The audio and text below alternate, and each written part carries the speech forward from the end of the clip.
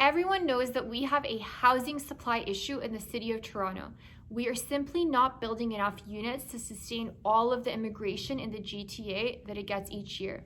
This has pushed up home prices significantly. With over 100,000 immigrants coming to the GTA each year, the 20,000 homes we're building is simply not enough.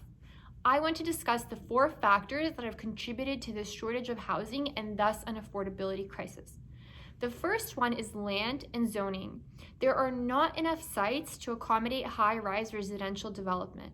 Land prices, especially in the city of Toronto, have continued to escalate. And in Ontario, there are zoning regulations to determine where you can and cannot build new homes.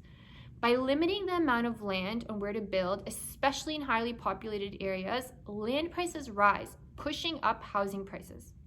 Now, to change zoning regulations, developers need to fight an uphill battle that can take years, even though some of the sites are obvious sites to accommodate residential development. That brings me to my next point: regulatory fees.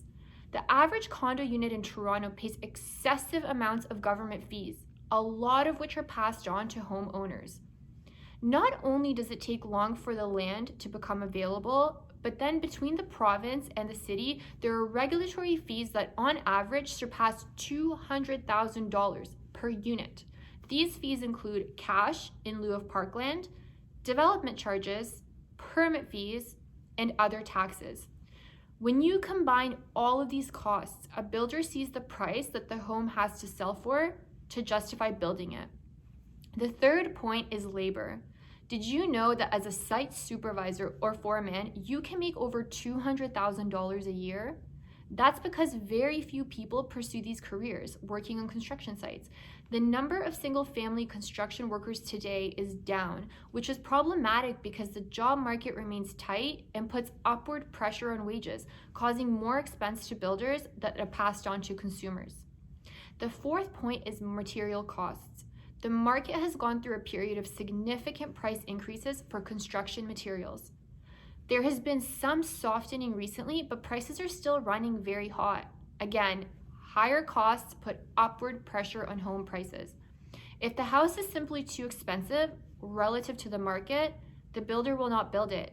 And then new homes aren't built, we end up with a shortfall in new housing production, suppressing supply and pushing prices up.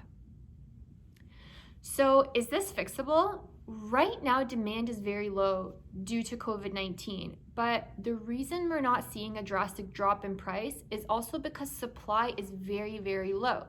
We had an issue with supply to begin with in the city of Toronto, and with the pandemic, sellers are holding off on listing their homes until this is over. Therefore, supply has been suppressed even further.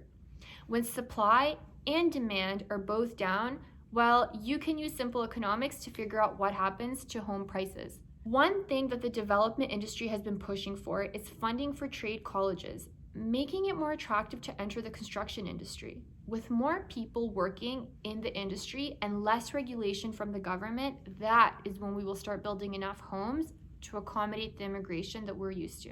Hopefully the municipality changes their process and starts allowing developers to get going with projects faster.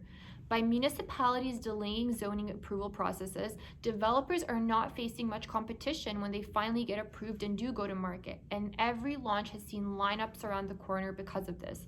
Again, low supply, high demand allows builders to increase their price, and the consumer is really the one that suffers.